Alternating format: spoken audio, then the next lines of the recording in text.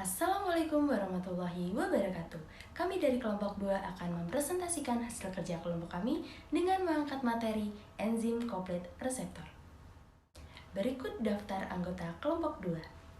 Di sini kami akan menjelaskan beberapa topik. Yang pertama ada definisi, fungsi, tipe, ligan, dan kesimpulan. Langsung saja, perkenalkan nama saya Dr. Ramadana Santoso dengan NIM 343. Di sini saya akan menjelaskan tentang definisi enzim komplit reseptor. Enzim liket reseptor adalah enzim yang menerima sinyal dari lingkungan dan mereka memerintahkan sel untuk melakukan hal-hal tertentu seperti kebanyakan reseptor yang terkait dengan enzim seperti protein transmembran. Tetapi mereka unik karena selain menerima sinyal dari pengirim kimia, mereka juga berfungsi sebagai enzim. Saya Hafinanda Sukmawi Daninggar, NIM 370, akan menjelaskan bagaimana fungsi enzim coupled reseptor. Untuk yang pertama, yaitu berperan dalam apoptosis atau kematian sel secara terprogram yang terjadi secara normal selama proses perkembangan dan penuaan semua jaringan tubuh. Kemudian, berperan dalam diferensiasi sel. Diferensiasi sel merupakan proses ketika sel kurang khusus menjadi jenis sel yang lebih khusus. Kemudian fungsinya berperan dalam pembelahan sel, pertumbuhan sel, respon imun, inflamasi atau reaksi kekebalan alami yang dimiliki tubuh untuk melawan berbagai serangan penyakit atau mikroorganisme jahat, dan perbaikan jaringan. Fungsi lainnya yaitu berperan dalam respon terhadap sinyal ekstraseluler yang memacu pertumbuhan atau growth factor, proliferasi, diferensiasi, dan ketahanan sel. Responsnya lambat, bisa dalam hitungan jam, dan biasanya membutuhkan tahap-tahap signaling intraseluler yang mengarah pada perubahan ekspresi gen. Saya Diva Lasalina Putri HS NIM 327 akan menjelaskan tipe enzim. Di sini saya akan menjelaskan dua tipe enzim, yaitu yang pertama reseptor tirosin kinase adalah reseptor permukaan sel berafinitas tinggi untuk banyak faktor pertumbuhan polipeptida, sitokin, dan hormon. Dari 90 gen tirosin kinase unik yang diidentifikasi dalam genome manusia, 59 mengkode protein reseptor tirosin kinase. Selanjutnya, yang kedua ada tirosin kinase associated receptor. Berasosiasi dengan protein intraseluler yang mempunyai aktivitas.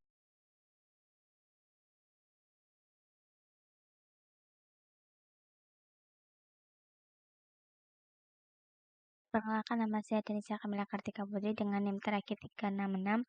Saya akan melanjutkan presentasi dari teman saya yang menjelaskan tentang tipe enzim. Di sini saya akan memberikan contoh dua enzim lainnya, yaitu reseptor serin atau threonine kinases dan reseptor like tyrosin fosfat. Jadi yang ketiga yaitu reseptor serin atau threonine kinases adalah protein transmembran dari membran plasma dan dicirikan oleh domain pengikat ligan ekstraseluler dan domain kinase sitoplasma. Semua reseptor serin genom manusia bertindak sebagai reseptor sinyal untuk anggota superfamili faktor pertumbuhan transformasi dari polipeptida yang disekresikan.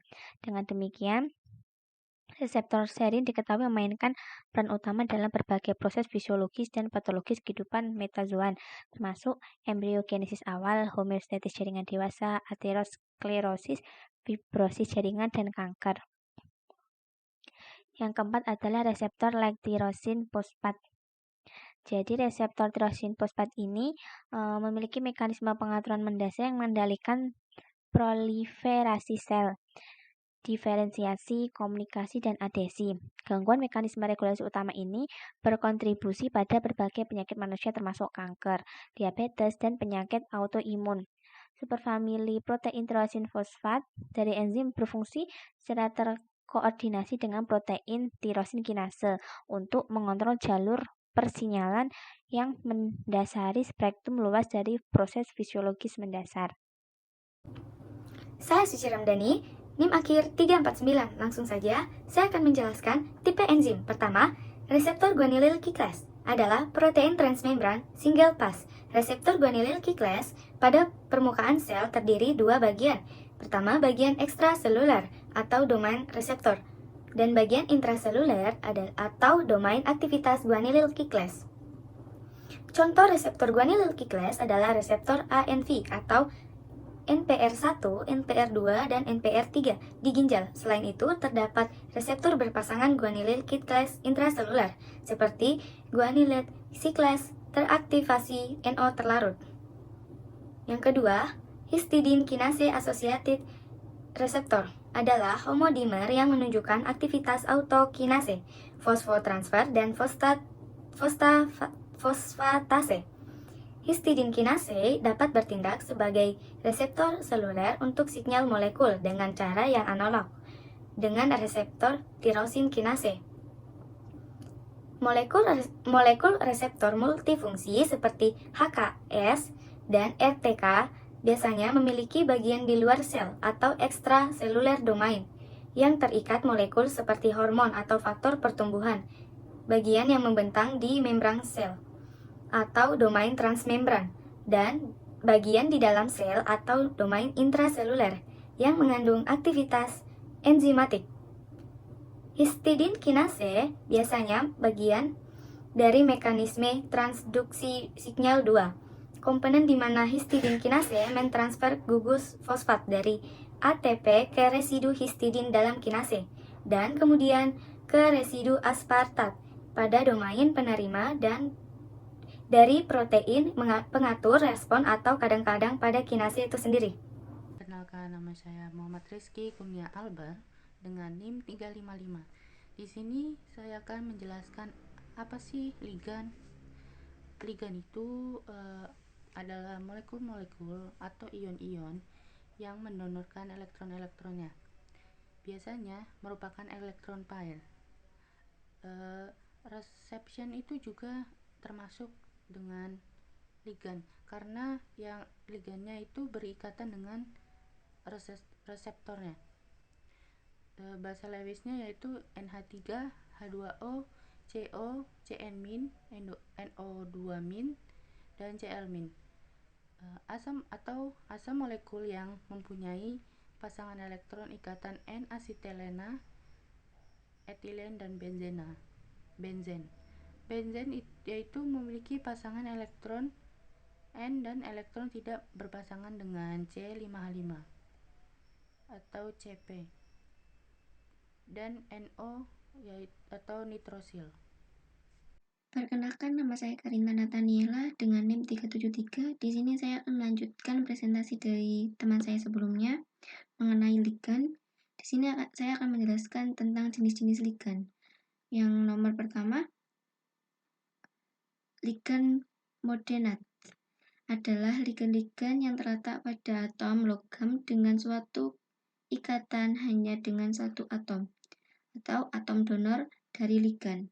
Contohnya, ligan-ligan seperti HFCI, O2, PR3, H2O, CH3, OR, dan CO adalah modenat. Saya Azanul Sofia, NIM 336. Di sini saya akan menjelaskan tentang logam polidentat, didentat, tridentat, dan seterusnya.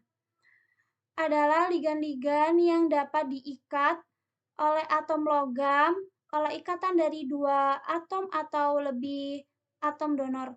Contoh ligan didentat adalah etilendiamin, NH2, CH2, CH2, NH2 yang terkoordinasi melalui dua atom nitrogen dan sering disingkat dengan simbol En dan O-penylendis dimetil arsen yang dapat terkoordinasi melalui dua atom arsen dan sering disingkat dengan simbol diars. Perkenalkan, nama saya Roshida Riba Putri Amasya, NIM saya 359.